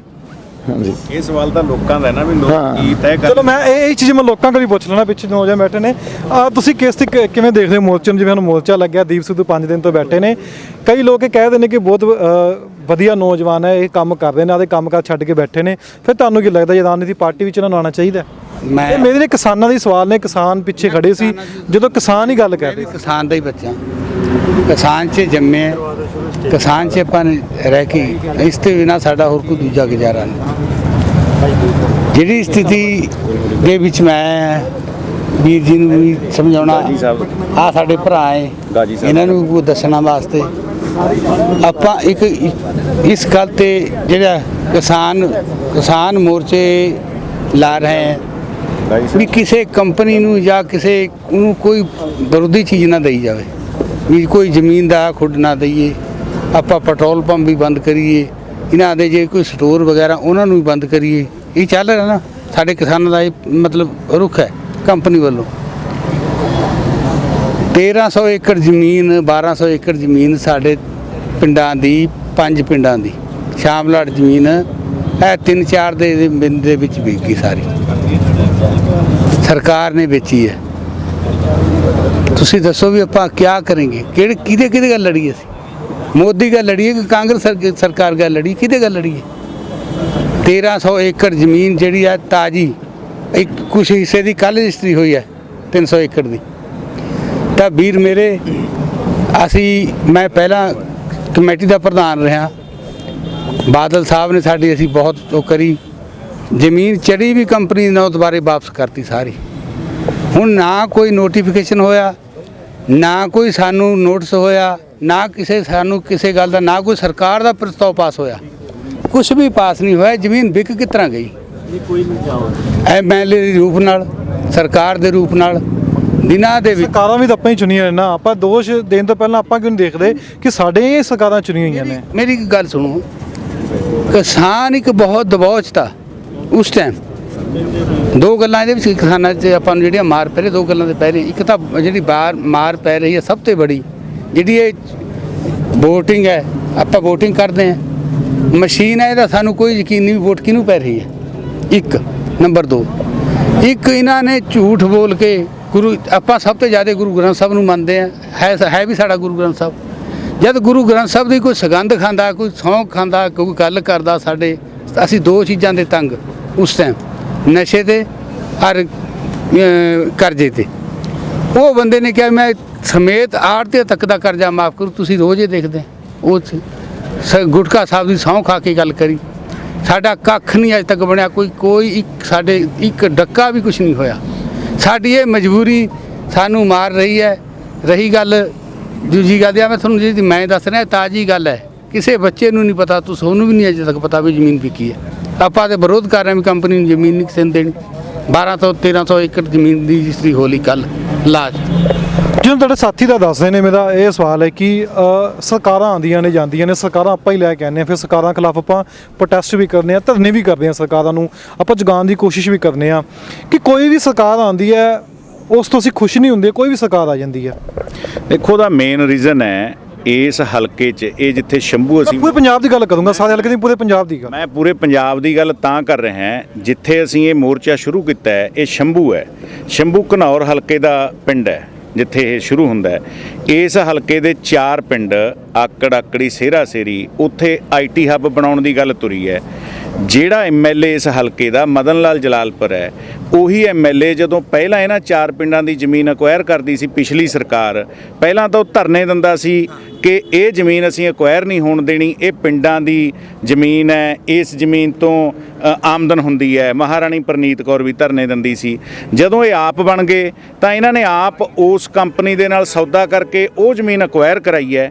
ਹੁਣ ਮੈਂ ਤੁਹਾਨੂੰ ਇੱਕ ਗੱਲ ਪੁੱਛਦਾ ਕਿ ਜਿਹੜੇ ਰਾਜਨੀਤਿਕ ਲੋਕਾਂ ਦੇ ਨਾਲ ਪਹਿਲਾਂ ਤਾਂ ਉਹਨਾਂ ਮੁੱਦਿਆਂ ਤੇ ਖੜਦੇ ਆ, ਜਦੋਂ ਆਪ ਇਹਨਾਂ ਕੋਲ ਰਾਜਨੀਤਿਕ ਤਾਕਤ ਆ ਜਾਂਦੀ ਹੈ ਤਾਂ ਆਪ ਫਿਰ ਕੰਪਨੀਆਂ ਦੇ ਨਾਲ ਸਮਝੌਤੇ ਕਰਕੇ ਉਹਨਾਂ ਚੀਜ਼ਾਂ ਨੂੰ ਅਕਵਾਇਰ ਕਰਾਉਂਦੇ ਆ। ਅੱਜ ਪੂਰੇ ਪੰਜਾਬ ਦੇ ਵਿੱਚ ਭਾਵੇਂ ਉਹ ਕਾਂਗਰਸੀ ਲਟੇਰੇ ਟੋਲੇ ਆ, ਭਾਵੇਂ ਬਾਦਲਾਂ ਦਾ ਟੋਲਾ ਹੈ, ਇਹਨਾਂ ਦੇ ਖਿਲਾਫ ਇਸ ਕਰਕੇ ਮੁਹਿੰਮ ਖੜੀ ਹੋਈ ਹੈ ਕਿ ਜਿਹੜਾ ਆਰਡੀਨੈਂਸ ਪਾਸ ਹੋਇਆ ਹੈ, ਇਹ ਪਾਸ ਵੀ ਬਾਦਲ ਪਰਿਵਾਰ ਵਿੱਚ ਸੀਗਾ, ਹਰਸਿਮਰਤ ਕੌਰ ਵਿੱਚ ਸੀ, ਤੇ ਜਦੋਂ ਨੀਤੀ ਆਯੋਗ ਦੀ ਮੀਟਿੰਗ ਹੁੰਦੀ ਹੈ ਤਾਂ ਉਹਦੇ ਵਿੱਚ ਕਾਹਨ ਸਿੰਘ ਪੰਨੂ ਨੂੰ ਭੇਜਿਆ ਜਾਂਦਾ ਕੈਪਟਨ ਅਮਰਿੰਦਰ ਸਿੰਘ ਵੱਲੋਂ, ਔਰ ਉਸ ਮੀਟਿੰਗ ਦੇ ਵਿੱਚੋਂ ਆ ਕੇ ਨੀਤੀ ਆਯੋਗ ਦੇ ਜੋ ਉੱਥੇ ਏਜੰਡੇ ਕਲੀਅਰ ਹੁੰਦੇ ਆ, ਉਹ ਏਜੰਡਿਆਂ ਨੂੰ ਵੀ ਆ ਕੇ ਕਾਹਨ ਸਿੰਘ ਪੰਨੂ ਸੀਐਮ ਸਾਹਿਬ ਨੂੰ ਦੱਸਦੇ ਆ। 6 ਮਹੀਨੇ ਪਹਿਲਾਂ ਕੈਪਟਨ ਅਮਰਿੰਦਰ ਸਿੰਘ ਜੀ ਨੂੰ ਵੀ ਪਤਾ। ਤੁਹਾਨੂੰ ਲੱਗਦਾ ਤੁਸੀਂ ਬਾਦਲ ਪਰਿਵਾਰ ਦਾ ਨਾਮ ਲੈ ਰਹੇ ਹੋ, ਕਾਂਗਰਸ ਦਾ, ਫਿਰ ਕਿਸਾਨਾਂ ਨਾਲ ਕੋਈ ਪਾਰਟੀ ਖੜੀ ਹੈ ਕਿ ਸਾਰੇ ਹੀ ਟਰੈਕਟਰ ਤੇ ਰੈਲੀ ਕਰਕੇ ਕਿਸਾਨਾਂ ਦੇ ਵੱਲੋਂ ਜੋ ਧਰਨੇ ਦਿੱਤੇ ਜਾ ਰਹੇ ਨੇ, ਰੋਸ ਰੈਲੀਆਂ ਕਰਦੇ ਨੇ, ਉਸ ਨੂੰ ਤੋੜਨ ਦੀ ਇੱਕ ਨੀਅਤ ਬਣਾਈ ਇਹਨਾਂ ਨੇ? ਦੇਖੋ, ਕਿਸਾਨਾਂ ਦੇ ਰੋਸ ਨੂੰ ਵੀ, ਕਿਸਾਨਾਂ ਦੇ ਇਹਨੂੰ ਤੋੜਨ ਦੀ ਨੀਅਤ ਵੀ ਬਣਾਈ ਹੈ, ਤੇ ਦੂਜਾ ਇਹਨਾਂ ਨੂੰ ਆਪਣੀ ਵੋਟ ਵੀ ਖਿਸਕਦੀ ਲੱਗ ਰਹੀ ਹੈ, ਆਪਣੀ ਵੋਟ ਨੂੰ ਵੀ ਖੜਾ ਕਰਨ ਦਾ ਮਕਸਦ ਹੈ ਇਹਨਾਂ ਦਾ। ਹੁਣ ਮੈਨੂੰ ਇਹ ਦੱਸੋ, ਰਾਹੁਲ ਗਾਂਧੀ ਦਾ ਮੇਨ ਮਕਸਦ ਤਾਂ ਜਿਹੜੇ ਦਿਨ ਤਾਂ ਆਰਡੀਨੈਂਸ ਤੇ ਚਰਚਾ ਹੋ ਰਹੀ ਹੈ ਉਸ ਦਿਨ ਤਾਂ ਰਾਹੁਲ ਗਾਂਧੀ ਕਿਤੇ ਬਾਹਰ ਬੈਠਾ ਹੈ, ਉਸ ਦਿਨ ਦਾ ਪਾਰਲੀਮੈਂਟ ਦੇ ਵਿੱਚ ਨਹੀਂ। ਹੁਣ ਪੰਜਾਬ ਆ ਕੇ ਰਾਹੁਲ ਗਾਂਧੀ ਕਿਹੜੇ ਆਰਡੀਨੈਂਸ ਦੀ ਖਿਲਾਫਤ ਕਰਦਾ? ਜੇ ਆਰਡੀਨੈਂਸ ਦਾ ਵਿਰੋਧ ਕਰਨਾ ਤਾਂ ਪਾਰਲੀਮੈਂਟ ਦੇ ਮੂਹਰੇ ਬੈਠੇ ਆਪਣੇ ਮੈਂਬਰਾਂ ਨੂੰ ਲੈ ਕੇ, ਸਾਰੇ ਇੰਡੀਆ ਦੇ ਵਿੱਚ ਜਿੰਨੇ ਇਹਨਾਂ ਦੇ ਮੈਂਬਰ ਪਾਰਲੀਮੈਂਟ ਹੈ ਉਹਨਾਂ ਦਾ ਧਰਨਾ ਦਿੱਲੀ ਦੇਵੇ। ਪੰਜਾਬ ਦੇ ਵਿੱਚ ਇਹਨੇ ਕੀ ਕਰਨਾ ਹੈ? ਔਰ ਦੂਜੀ ਗੱਲ, ਜੇਕਰ ਬਾਦਲ ਟੋਲਾ ਚਾਹੁੰਦਾ ਹੈ ਕਿ ਅਸੀਂ ਆਰਡੀਨੈਂਸ ਦਾ ਵਿਰੋਧ ਕਰਨਾ ਹੈ, ਪਹਿਲਾਂ ਜੀ ਸਾਨੂੰ ਪਤਾ ਨਹੀਂ ਲੱਗਿਆ 5 ਦਿਨ ਹਰਸਿਮਰਤ ਕੌਰ ਨੇ ਸੁਖਬੀਰ ਬਾਦਲ ਨੂੰ ਦੱਸਿਆ ਹੀ ਨਹੀਂ ਕਿ ਆਰਡੀਨੈਂਸ ਕੀ ਹੈ, ਤਾਂ Badal family, Badal limited company Delhi ਜਾਵੇ, ਮੋਦੀ ਦੇ ਖਿਲਾਫ ਧਰਨੇ ਦੇਵੇ, ਕਹਿੰਦੇ ਜੀ ਅਸੀਂ ਚੰਡੀਗੜ੍ਹ ਜਾਣਾ ਹੈ। ਡਾਂਗਾ ਮਰਵਾਤੀਆਂ ਪੰਜਾਬ ਦੇ ਲੋਕਾਂ ਦੇ, ਤੇ ਆਪ ਚੜ੍ਹ ਕੇ ਪੁਲਿਸ ਦੀਆਂ ਗੱਡੀਆਂ ਦੇ ਵਿੱਚ ਬੈਠ ਕੇ ਜਾ ਕੇ ਥਾਣੇ ਦੇ ਵਿੱਚ ਆਰਾਮ ਕਰਨ ਲੱਗੇ। ਇਸ ਕਰਕੇ ਇਹਨਾਂ ਦਾ ਤਾਂ ਮੁੱਖ ਮਕਸਦ, ਇਹਨਾਂ ਨੇ ਲਿਮਟਿਡ ਕੰਪਨੀਆਂ ਬਣਾ ਲੀਆਂ, ਪਹਿਲਾਂ ਇਹ ਇਨਵੈਸਟਮੈਂਟ ਕਰਦੇ ਆ ਇਲੈਕਸ਼ਨਾਂ ਦੇ ਵਿੱਚ, ਉਦੋਂ ਬਾਅਦ ਉਸ ਇਨਵੈਸਟਮੈਂਟ ਦੇ ਵਿੱਚੋਂ ਇਹ ਆਮਦਨ ਪੈਦਾ ਕਰਦੇ। ਮੇਰਾ ਇੱਕ ਹੋਰ ਸਵਾਲ ਹੈ ਕਿ ਪਿਛਲੇ ਆਪਾਂ ਜੇ 15-20 ਸਾਲ ਤੋਂ ਦੇਖਦੇ ਆਈਏ ਕਿ ਹਮੇਸ਼ਾ ਬਾਪੂ ਇਹ ਕਹਿੰਦੇ ਸੀ ਕਿ ਅਸੀਂ ਕਾਲੀ ਨੂੰ ਵੋਟ ਪਾਣੀ, ਤਕੜੀ ਨੂੰ ਵੋਟ ਪਾਣੀ, ਨੌਜਵਾਨ ਵੀ ਉਹਨਾਂ ਪਿੱਛੇ ਲੱਗ ਕੇ ਪਾ ਦਿੰਦੇ ਸੀ। ਅੱਜ ਉਹ ਬਾਪੂਆਂ ਨੂੰ, ਬਜ਼ੁਰਗਾਂ ਨੂੰ ਚੇਤੇ ਆ ਗਿਆ ਵੀ ਸਾਡੇ ਕੋਲ ਗਲਤੀਆਂ ਹੁੰਦੀਆਂ ਰਹੀਆਂ, ਅਸੀਂ ਗਲਤੀਆਂ ਕੀਤੀਆਂ ਨੇ। ਅੱਜ ਉਹ ਸਾਰੇ ਹੀ ਚਿੱਟੀ ਦਾੜੀ ਵਾਲੇ ਬਾਪੂ ਜਿਹੜੇ ਗਲਤੀ ਮੰਨਣ ਨੂੰ ਤਿਆਰ ਨੇ। ਅਸੀਂ ਮੁੰਡਿਆਂ ਨੂੰ ਵੀ ਗਲਤ ਤਰੀਕੇ ਨਾਲ ਲਾਇਆ ਸੀ ਵੀ ਪੰਥ ਨੂੰ ਵੋਟਾਂ ਪਾ ਦਿਓ। ਅਕਾਲੀ ਦਲ ਕੋਈ ਮਾੜੀ ਪਾਰਟੀ ਨਹੀਂ ਸੀ, ਅਕਾਲੀ ਦਲ ਕੋਈ ਮਾੜੀ ਪਾਰਟੀ ਨਹੀਂ ਸੀ। ਮਾਸਟਰ ਤਾਰਾ ਸਿੰਘ ਉਹਨੇ ਇਹਦੇ ਪ੍ਰਧਾਨ ਰਹੇ, ਇਹਦੇ ਵਿੱਚ ਬੜੇ ਪੰਥਕ ਜਜ਼ਬੇ ਵਾਲੇ ਪ੍ਰਧਾਨ ਰਹੇ ਆ, ਜਿਨ੍ਹਾਂ ਨੇ ਇਹ ਉਸ ਮਕਸਦ ਦੇ ਲਈ ਪਾਰਟੀ ਬਣਾਈ ਸੀ। ਪੰਜਾਬ ਦੇ ਹੱਕੀ ਮੰਗਾਂ ਦੇ ਲਈ ਅਕਾਲੀ ਦਲ ਦਾ ਬੜਾ ਵੱਡਾ ਰੋਲ ਰਿਹਾ। ਲੇਕਿਨ ਅਕਾਲੀ ਦਲ ਨੂੰ ਤਾਂ ਹੁਣ ਤੁਸੀਂ ਦੇਖੋ, ਅਕਾਲੀ ਦਲ ਦਾ ਕਿਤੇ ਜਲਸਾ ਹੁੰਦਾ ਹੈ, ਬਾਦਲ ਅਕਾਲੀ ਦਲ ਦਾ, ਉਹਦੇ ਉੱਤੇ ਕਿਹਦੀਆਂ ਫੋਟੋਆਂ ਹੁੰਦੀਆਂ? ਪ੍ਰਕਾਸ਼ ਸਿੰਘ ਬਾਦਲ, ਸੁਖਬੀਰ ਸਿੰਘ ਬਾਦਲ, ਹਰਸਿਮਰਤ ਕੌਰ ਬਾਦਲ, ਵਿਕਰਮ ਮਜੀਠੀਆ। ਮੈਨੂੰ ਇਹ ਦੱਸੋ ਜੀ, ਇਹ ਅਕਾਲੀ ਦਲ ਹੈ? ਅਕਾਲੀ ਦਲ ਦਾ ਕਦੇ ਹੁੰਦਾ ਸੀਗਾ ਮਤਲਬ ਉਹ ਪੰਥਕ ਜਜ਼ਬੇ ਵਾਲੇ, ਧਾਰਮਿਕ ਹਸਤੀਆਂ ਵਾਲੇ ਲੋਕ ਹੁੰਦੇ ਸੀਗੇ। ਅੱਜ ਇਹ ਅਕਾਲੀ ਦਲ ਤਾਂ ਹੈ ਨਹੀਂ। ਜਿਹੜੇ ਪੁਰਾਣੇ ਬਜ਼ੁਰਗ ਸੀਗੇ ਸਾਡੇ, ਉਹ ਬਿਲਕੁਲ ਅਕਾਲੀ ਸੀ, ਲੇਕਿਨ ਉਹ ਅੱਜ ਮਹਿਸੂਸ ਕਰ ਰਹੇ ਆ, ਤਾਂ ਹੀ ਤਾਂ ਜੀ ਅੱਜ ਅਕਾਲੀ ਦਲ ਦਾ ਇਹ ਹਾਲ ਹੈ। ਕੱਲ ਉਹ ਫਿਰ ਹੁਣ ਮੇਰਾ ਸਵਾਲ ਇਹ ਸੀ ਕਿ ਗਲਤ ਸੀ ਜੋ ਕਹਿ ਰਹੇ ਸੀ ਬਜ਼ੁਰਗ ਕਿ ਵੋਟਾਂ ਪਾਓ ਪੰਥ ਦੇ ਨਾਂ ਤੇ, ਉਹ ਗਲਤ ਸੀ। ਤੁਸੀਂ ਇਹ ਗਲਤੀ ਨੂੰ ਮੰਨਦੇ ਹੋ ਕਿ ਗਲਤੀਆਂ ਹੋਈਆਂ ਨੇ? ਫਿਰ ਕੱਟੜ ਅਕਾਲੀ ਮੇਰੇ ਪਿੰਡੋਂ ਜਾਂ ਇਸ ਇਲਾਕੇ 'ਚੋਂ ਜਾਂ ਪੰਜਾਬ 'ਚੋਂ ਇਹ ਜਿਹੇ ਬਜ਼ੁਰਗ ਇੱਥੇ ਹਾਜ਼ਰੀ ਭਰ ਕੇ ਜਾ ਰਹੇ ਆ, ਉਹਨਾਂ ਦੇ ਬੱਚੇ ਕੋਈ ਫੌਰਨ ਬੈਠੇ ਆ, ਕੋਈ ਇਸ ਆਲੇ ਦੁਆਲੇ ਪਿੰਡਾਂ ਦੇ ਵਿੱਚ ਬੈਠੇ ਆ, ਉਹ ਕਹਿੰਦੇ ਸਾਨੂੰ ਸਾਡੇ ਉਹ ਬੱਚੇ ਕਹਿ ਰਹੇ ਆ ਕਿ ਤੁਸੀਂ ਜਾ ਕੇ ਸ਼ੰਭੂ ਦੇ ਧਰਨੇ ਸ਼ਮੂਲੀਅਤ ਕਰੋ। ਬੱਚੇ ਸਮਝਾ ਰਹੇ ਆ ਔਰ ਉਹ ਬਜ਼ੁਰਗ ਵੀ ਸਮਝ ਰਹੇ ਆ, ਕਿਉਂਕਿ ਪਿਛਲੀ 2017 ਦੀ ਇਲੈਕਸ਼ਨ ਦੇ ਵਿੱਚ ਵੀ ਉਹ ਧੋਖਾ ਖਾ ਚੁੱਕੇ ਆ ਕੈਪਟਨ ਦੇ ਕਰਜ਼ਾ ਕੁਰਕੀ ਵਾਲੇ ਬਿਆਨ ਦੇ ਉੱਤੇ। ਕੱਟੜ ਅਕਾਲੀਆਂ ਨੇ ਵੀ ਕੈਪਟਨ ਅਮਰਿੰਦਰ ਸਿੰਘ ਨੂੰ ਵੋਟਾਂ ਤਾਂ ਫਿਰ ਆਣਗੇ, ਹੁਣ ਅਕਾਲੀ ਦਲ ਦੇ ਵੀ ਬਿਆਨ ਆਣਗੇ, ਹੁਣ ਕਾਂਗਰਸ ਦੇ ਵੀ ਆਣਗੇ, ਆਮ ਆਦਮੀ ਪਾਰਟੀ ਦੇ ਵੀ ਬਿਆਨ ਆਣਗੇ। ਫਿਰ ਤੁਸੀਂ ਕਿਸ ਨੂੰ ਵੋਟ ਪਾਓਗੇ? ਕਿਹੜੇ ਨਾਂ ਦੇ ਵੋਟ ਪਾਓਗੇ? ਫਿਰ ਉਹ ਸਮਝ ਚੁੱਕੇ ਆ ਜੀ, ਇਹਨਾਂ ਬਿਆਨਾਂ ਤੋਂ ਬਾਹਰ ਨਿਕਲਣਾ ਚਾਹੁੰਦੇ ਆ, ਤਾਂ ਹੀ ਤਾਂ ਇਸ ਸੱਥ ਦੇ ਉੱਤੇ ਸਾਰੇ ਇਕੱਠੇ ਹੋ ਰਹੇ ਆ। ਇਸ ਕਰਕੇ ਜਿਹੜਾ ਕਿਸਾਨੀ ਦਾ ਇਹ ਸਾਂਝਾ ਮੁੱਦਾ ਹੈ, ਸਾਂਝੇ ਮੁੱਦੇ ਦੇ ਉੱਤੇ ਪੰਜਾਬ ਦੇ ਵਿੱਚ ਜਿੰਨੇ ਵੀ ਧਰਨੇ ਹੋ ਰਹੇ ਆ, ਤੁਸੀਂ ਮੇਰੀ ਗੱਲ ਸੁਣੋ, ਸਵਾਲ ਜਵਾਬ ਜਿਹੜੇ ਬੱਚੇ ਅੱਜ ਨੌਜਵਾਨ ਉੱਠ ਕੇ ਸੜਕਾਂ ਤੇ ਕਰਨ ਲੱਗੇ ਆ, ਭਾਵੇਂ ਕਿਸੇ ਪਾਰਟੀ ਦਾ ਲੀਡਰ ਹੈ, ਉਹ ਬੱਚੇ ਹਰ ਸਵਾਲ ਦੇ ਉੱਤੇ ਪੁਆਇੰਟ ਦੇ ਉੱਤੇ ਸਵਾਲ ਪੁੱਛਦੇ ਆ ਲੀਡਰਾਂ ਨੂੰ, ਭਾਵੇਂ ਕਿਸੇ ਪਾਰਟੀ ਦਾ। ਔਰ ਮੈਂ ਸਮਝਦਾ ਪੰਜਾਬ ਦੀ ਚੰਗੀ ਕਿਸਮਤ ਹੈ ਕਿ ਨੌਜਵਾਨੀ ਇਹਨਾਂ ਲੀਡਰਾਂ ਨੂੰ ਸਵਾਲ ਪੁੱਛਣ ਲੱਗੀ ਹੈ, ਨਹੀਂ ਤਾਂ ਕਿਸੇ ਨੂੰ ਪਤਾ ਹੀ ਨਹੀਂ ਸੀਗਾ। 5-5 ਲੈ ਕੇ ਆਪਣੀਆਂ ਪੈਨਸ਼ਨਾਂ ਘਰੇ ਬਹਿ ਜਾਂਦੇ ਸੀਗੇ ਵੋਟਾਂ ਲੈ ਕੇ। ਸੋ ਇਸ ਕਰਕੇ ਮੈਂ ਨੌਜਵਾਨਾਂ ਨੂੰ ਤੁਹਾਡੇ ਮੀਡੀਆ ਚੈਨਲ ਦੇ ਜ਼ਰੀਏ ਕਹਾਂਗਾ ਵੀ ਕਿ ਹਰ ਐਮਐਲਏ ਨੂੰ ਉਹਦੀ ਡਿਊਟੀ ਪੁੱਛੋ, ਹਰ ਐਮਪੀ ਨੂੰ ਪੁੱਛੋ ਜਦੋਂ ਉਹ ਜਾਂਦਾ ਹੈ, ਔਰ ਮੈਂ ਉਹਨਾਂ ਕਿਸਾਨਾਂ ਨੂੰ ਵੀ ਨਿਮਰਤਾ ਸਹਿਤ ਬੇਨਤੀ ਕਰਾਂਗਾ ਕਿ ਜਦੋਂ ਇਹ ਦੁਬਾਰਾ ਢੌਂਗ ਰਚਦੇ ਆ ਨਾ ਜੀ ਆ ਟਰੈਕਟਰ ਰੈਲੀਆਂ ਦਾ, ਤਾਂ ਉਹਨਾਂ ਟਰੈਕਟਰਾਂ ਦੇ ਵਿੱਚ ਤੇਲ ਫੂਕ ਕੇ ਇਹਨਾਂ ਦੀਆਂ ਰੈਲੀਆਂ 'ਚ ਨਾ ਜਾਇਆ ਕਰੋ। ਉਹਨਾਂ ਸੱਥਾਂ ਦੇ ਵਿੱਚ, ਉਹਨਾਂ ਮੋਰਚਿਆਂ ਦੇ ਵਿੱਚ ਜ਼ਰੂਰ ਜਾਓ ਜਿਨ੍ਹਾਂ ਮੋਰਚਿਆਂ ਦੇ ਵਿੱਚ ਤੁਹਾਡੇ ਹੱਕਾਂ ਦੀ ਅਸਲੀ ਰਾਖੀ ਕਰਨ ਦੀ ਗੱਲ ਹੁੰਦੀ ਹੈ। ਹੁਣ ਦੀਪ ਸਿੱਧੂ ਬੈਠੇ ਸੀ ਹੁਣ ਜਿਵੇਂ ਮੈਂ ਕਿਸਾਨਾਂ ਨੂੰ ਵੀ ਪਿੱਛੇ ਗੱਲ ਕੀਤੀ ਹੋਈ ਹੈ, ਕਹਿੰਦੇ ਕਿ ਆਪਣਾ ਕੰਮਕਾਜ ਛੱਡ ਕੇ ਦੀਪ ਸਿੱਧੂ ਨੇ ਅਲੱਗ ਧਰਨਾ ਲਗਾਇਆ, ਅਲੱਗ ਮੋਰਚਾ ਲਗਾਇਆ ਹੋਇਆ ਹੈ। ਇਹੋ ਜਿਹੇ ਨੌਜਵਾਨਾਂ ਦੀ ਲੋੜ ਹੈਗੀ ਰਾਜਨੀਤੀ ਪਾਰਟੀ ਵਿੱਚ। ਫਿਰ ਤੁਸੀਂ ਕੀ ਕਹਿੰਦੇ ਹੋ, ਵਾਕਈ ਹੀ ਦੀਪ ਸਿੱਧੂ ਨੂੰ ਰਾਜਨੀਤੀ ਪਾਰਟੀ ਵਿੱਚ ਜਾਣਾ ਚਾਹੀਦਾ? ਕਿਉਂਕਿ ਇੱਕ ਸੰਵਿਧਾਨ ਦੇ ਹੇਠ ਜੇ ਆਪਾਂ ਕੋਈ ਵੀ ਏਜੰਡਾ ਆਪਣਾ ਰੱਖਣਾ ਹੈ ਜਾਂ ਕੋਈ ਵੀ ਗੱਲਬਾਤ ਰੱਖਣੀ ਹੈ, ਆਪਣਾ ਉੱਥੇ ਪਹੁੰਚਣਾ ਜ਼ਰੂਰੀ ਹੈ। ਫਿਰ ਤੁਹਾਨੂੰ ਲੱਗਦਾ ਕਿ ਦੀਪ ਸਿੱਧੂ ਰਾਜਨੀਤੀ ਪਾਰਟੀ ਲਈ ਬਿਲਕੁਲ ਫਿੱਟ ਨੇ? ਦੇਖੋ, ਅਸੀਂ ਉੱਥੇ ਸੁਝਾਅ ਬਾਕਸ ਰੱਖਿਆ ਜੀ, ਸਮੁੱਚੇ ਪੰਜਾਬ ਦੇ ਵਿੱਚੋਂ ਨੌਜਵਾਨ ਬਜ਼ੁਰਗ ਸਾਰੇ ਆ ਰਹੇ ਆ, ਉਹਦੇ ਵਿੱਚ ਆਪਣਾ ਆਪਣਾ ਸੁਝਾਅ ਪਾਉਣਗੇ। ਨਹੀਂ, ਸੁਝਾਅ ਕਿਸਾਨ ਦੇ ਕਿਸਾਨਾਂ ਦੀ ਗੱਲ ਵਾਲੀ ਨੌਜਵਾਨ ਕਹਿ ਨੇ, ਕੋਈ ਮੀਡੀਆ ਦਾ ਮੇਰੇ ਵੱਲੋਂ ਕੋਈ ਪਰਸਨਲ ਸਵਾਲ ਨਹੀਂਗਾ, ਇਹ ਕਿਸਾਨਾਂ ਦੇ ਸਵਾਲ ਦੀ ਗੱਲ ਕੀਤੀ ਤੁਹਾਨੂੰ। ਪੰਜਾਬ ਇੱਕ ਖੇਤਰੀ ਪਾਰਟੀ ਦੀ ਬੜੇ ਲੰਬੇ ਸਮੇਂ ਤੋਂ ਉਡੀਕ ਕਰ ਰਿਹਾ, ਜਿਹੜੀ ਖੇਤਰੀ ਪਾਰਟੀ ਪੰਜਾਬ ਦੇ ਭਲੇ ਦੀ ਗੱਲ ਕਰਦੀ ਹੋਵੇ ਔਰ ਜਿਹੜੀ ਦਿੱਲੀ ਦੇ ਨਾਲ ਅੱਖਾਂ ਚੱਖਾਂ ਪਾ ਕੇ ਗੱਲ ਕਰ ਸਕਦੀ ਹੋਵੇ, ਇਹਦੇ ਵਿੱਚ ਤਾਂ ਕੋਈ ਦੋ ਰਾਮਾ ਨਹੀਂ। ਲੇਕਿਨ ਅਸੀਂ ਸੁਝਾਅ ਬਕਸਾ ਰੱਖਿਆ, ਇਹਨੂੰ ਕੋਈ ਇਹ ਨਾ ਸਮਝੇ ਕਿ ਅਸੀਂ ਇੱਥੋਂ ਕੋਈ ਰਾਜਨੀਤਿਕ ਫਰੰਟ ਕੱਢਣਾ ਹੈ। ਇਹ ਹੈਗਾ ਸਿਰਫ ਕਿਸਾਨ ਅੰਦੋਲਨ। ਲੇਕਿਨ ਮੈਂ ਜ਼ਰੂਰ ਕਹਿਣਾ ਹੈ ਕਿ ਸੁਝਾਅ ਬਕਸਾ ਰੱਖਿਆ, ਪੰਜਾਬ ਦੇ ਲੋਕ ਜਿਵੇਂ ਜਿਵੇਂ ਸਾਨੂੰ ਆਦੇਸ਼ ਕਰਨਗੇ, ਇਹ ਪੰਜਾਬ ਦੇ ਲੋਕਾਂ ਦਾ ਫਰੰਟ ਹੈ, ਪੰਜਾਬ ਦੇ ਲੋਕਾਂ ਦੀ ਸਟੇਜ ਹੈ ਔਰ ਇਹ ਹਰ ਬੰਦਾ ਪਿਛਲੇ ਕਈ ਦਿਨਾਂ ਤੋਂ ਆ ਕੇ ਬੋਲ ਚੁੱਕਿਆ ਜਿਹੜਾ ਪੰਜਾਬ ਦੀ ਧਰਤੀ ਨਾਲ ਪਿਆਰ ਕਰਦਾ ਹੈ। ਸੋ ਸੁਝਾਅ ਮੁਤਾਬਕ ਹੀ ਹਰ ਕਦਮ ਅੱਗੇ ਚੁੱਕਿਆ ਜਾਏਗਾ। ਸੋ ਮੈਂ ਫੇਰ ਕਹਿਣਾ, ਇਹ ਫਿਲਹਾਲ ਪੰਜਾਬ ਦੇ ਕਿਸਾਨਾਂ ਦੀ ਗੱਲ ਕਰਨੀ ਸਟੇਜ ਬਣਾਈ ਹੈ। ਮੇਰਾ ਇੱਕ ਆਖਰੀ ਸਵਾਲ ਇਹੀ ਹੈ ਕਿ ਕਿਸਾਨ ਦੀ ਆਪਾਂ ਗੱਲ ਕਰਨੇ, ਸ਼੍ਰੋਮਣੀ ਅਕਾਲੀ ਦਲ ਹਮੇਸ਼ਾ ਕਹਿੰਦਾ ਰਿਹਾ ਕਿ ਸਾਡੀ ਕਿਸਾਨੀ ਪਾਰਟੀ ਹੈ, ਅਸੀਂ ਕਿਸਾਨਾਂ ਦੇ ਨਾਲ ਖੜੇ ਹਾਂ। ਫਿਰ ਤੁਹਾਨੂੰ 20-25 ਸਾਲ ਤੋਂ ਦਿਖਿਆ ਕਿ ਕਿਸਾਨਾਂ ਦੀ ਪਾਰਟੀ ਕਿਸਾਨਾਂ ਦੇ ਨਾਲ ਖੜੇ ਨੇ? ਕਿਸਾਨਾਂ ਦੇ ਹੱਕਾਂ ਦੀ ਗੱਲ ਕਰਨ ਦੇ ਲਈ, ਪੰਜਾਬੀਅਤ ਦੀ ਗੱਲ ਕਰਨ ਦੇ ਲਈ ਸ਼੍ਰੋਮਣੀ ਅਕਾਲੀ ਦਲ ਬਣਾਇਆ ਸੀ। ਇਹਦੇ ਲਈ ਕੋਈ ਦੋ ਰਾਮਾ ਨਹੀਂ, ਸਾਡੇ ਪੁਰਖਿਆਂ ਨੇ ਕੁਰਬਾਨੀਆਂ ਦੇ ਕੇ ਬਣਾਇਆ ਸੀ। ਲੇਕਿਨ ਅੱਜ ਇਹ ਦੀਪ ਮਲਹੋਤਰਾ ਜਿਹੜਾ ਸ਼ਰਾਬ ਦੀ ਫੈਕਟਰੀਆਂ ਦਾ ਮਾਲਕ ਹੈ, ਜਿਹੜਾ ਟਰਾਂਸਪੋਰਟਰਾਂ ਦਾ ਮਾਲਕ ਹੈ, ਜਿਹੜੇ ਲੋਕ ਅੱਜ ਰੇਤੇ ਬਜਰੀ ਦੇ ਦਲਾਲ ਹੈ, ਜਿਹੜੇ ਲੋਕ ਕੇਬਲਾਂ ਤੇ ਕਬਜ਼ੇ ਕਰੀ ਬੈਠੇ ਹੈ, ਔਰਬਿਟ ਬੱਸਾਂ ਦੇ ਮਾਲਕ ਬਾਦਲ ਪਰਿਵਾਰ ਹੈ, ਅੱਜ ਇਹ ਉਹਨਾਂ ਦੀ ਪਾਰਟੀ ਬਣ ਕੇ ਰਹਿ ਗਈ। ਜੇਕਰ ਸ਼੍ਰੋਮਣੀ ਅਕਾਲੀ ਦਲ ਆਪਣੇ ਸਿਧਾਂਤ ਤੇ ਚੱਲਦਾ ਤਾਂ ਸ਼੍ਰੋਮਣੀ ਅਕਾਲੀ ਦਲ ਬੜੀ ਅੱਛੀ ਪਾਰਟੀ ਸੀ। ਲੇਕਿਨ ਬਾਦਲ ਲਿਮਟਿਡ ਕੰਪਨੀ ਬਣਾਉਣ ਕਰਕੇ ਹੀ ਸ਼੍ਰੋਮਣੀ ਅਕਾਲੀ ਦਲ ਦਾ ਇਹ ਹਾਲ ਹੋਇਆ। ਮੈਂ ਇੱਕ ਵਾਰੀ ਫੇਰ ਦੁਬਾਰਾ ਕਹਿਣਾ ਕਿ ਜਿਹੜਾ ਇਹ ਮੰਚ ਹੈ, ਇਹ ਪੰਜਾਬ ਦੇ ਲੋਕਾਂ ਦਾ ਮੰਚ ਹੈ। ਦੀਪ ਸਿੱਧੂ ਜੀ ਦੀ ਚੰਗੀ ਸੋਚ ਹੈ ਕਿ ਇਹਨਾਂ ਨੇ ਅੱਗੇ ਹੋ ਕੇ ਸਾਨੂੰ ਸਾਰਿਆਂ ਨੂੰ, ਉਹਨਾਂ ਲੋਕਾਂ ਨੂੰ ਖੁੱਲ੍ਹਾ ਸੱਦਾ ਦਿੱਤਾ ਹੈ ਤੇ ਅਸੀਂ ਸਾਰੇ ਇਹਨਾਂ ਦੇ ਨਾਲ ਲੱਗ ਕੇ ਇਹਨਾਂ ਦਾ ਸਾਥ ਦੇ ਰਹੇ ਹਾਂ। ਔਰ ਇਹਨਾਂ ਨੇ ਪੰਜਾਬ ਦੀ ਗੱਲ ਕਰਨ ਦੇ ਲਈ ਇਹ ਉਸ ਸਥਾਨ ਤੇ ਮੋਰਚਾ ਲਾਇਆ ਜਿੱਥੇ ਹਰਿਆਣੇ ਦੀ ਦਿੱਲੀ ਵੱਲ ਨੂੰ ਹੱਦ ਸ਼ੁਰੂ ਹੁੰਦੀ ਹੈ। ਅੱਜ ਤੁਸੀਂ ਦੇਖਿਆ ਹੀ ਹੈ ਕਿ ਅਸੀਂ ਸਮੇਂ ਮੌਜੂਦ ਹਾਂ ਸ਼ੰਭੂ ਬਾਰਡਰ ਉੱਤੇ, ਜਿੱਥੇ ਦੀਪ ਸਿੱਧੂ ਨੇ ਮੋਰਚਾ ਲਗਾਇਆ ਹੋਇਆ, ਅਲੱਗ ਲਗਾਇਆ। ਕੱਲ੍ਹ ਵੀ ਗੱਲਾਂ ਹੁੰਦੀਆਂ ਪਈਆਂ ਸੀ ਕਿ ਅਲੱਗ ਮੋਰਚਾ ਕਿਉਂ ਲਗਾਇਆ। ਸਭ ਦੀ ਵਿਚਾਰਧਾਰਾ ਅਲੱਗ-ਅਲੱਗ ਹੋ ਸਕਦੀ ਹੈ, ਰਸਤਾ ਇੱਕੋ ਹੀ ਹੈ ਕਿ ਬਿੱਲ ਕਿਵੇਂ ਵਾਪਸ ਹੋਣੇ ਨੇ। ਰਾਜਨੀਤੀ ਪਾਰਟੀ ਉੱਪਰ ਵੀ ਦੀਪ ਸਿੱਧੂ ਬੋਲੇ ਨੇ ਕਿ ਲੋਕਾਂ ਦੇ ਸੁਝਾਅ ਦੇ ਉੱਪਰ ਹੀ ਨਿਰਭਰ ਕਰਦਾ ਹੈ। ਜਿਵੇਂ ਹੁਣ ਤੁਸੀਂ ਵੀ ਆਮ ਲੋਕਾਂ ਦੀ ਗੱਲ ਸੁਣੀ ਹੈ ਕਿ ਸੁਝਾਅ ਤਾਂ ਹੀ ਨਿਰਭਰ ਕਰਦਾ ਵੀ ਲੋਕੀ ਕਿਹੋ ਜਿਹੇ ਸੁਝਾਅ ਦਿੰਦੇ ਨੇ। ਤਾਂ ਸਮਾਂ ਦੱਸਾਂਗੇ ਕਦੋਂ ਬਿੱਲ ਵਾਪਸ ਹੋਣਗੇ। ਕਿਸਾਨ ਤਾਂ ਆਪਣੀ ਜਗ੍ਹਾ ਤੇ ਬੈਠੇ ਨੇ, ਟਸ ਤੋਂ ਮਸ ਨਹੀਂ ਹੋਣਗੇ। ਤੇ ਕੇਂਦਰ ਸਰਕਾਰ ਨੇ ਇੱਕ ਚਿੱਠੀ ਜ਼ਰੂਰ ਭੇਜੀ ਹੈ ਕਿਸਾਨਾਂ ਨੂੰ, ਪਰ ਉਹ ਵੀ ਉਹਨਾਂ ਨੇ ਕਿਸਾਨਾਂ ਨੂੰ ਠੋਕਰ ਮਾਰ ਦਿੱਤੀ ਹੈ ਕਿ ਸਾਨੂੰ ਚਿੱਠੀ ਪ੍ਰਵਾਨ ਨਹੀਂ, ਸਾਡੇ ਨਾਲ ਗੱਲ ਕਰਨੀ ਹੈ ਤਾਂ ਕੇਂਦਰ ਸਰਕਾਰ ਗੱਲ ਕਰੇ, ਨਾ ਕਿ ਕੋਈ ਸੈਕਟਰੀ।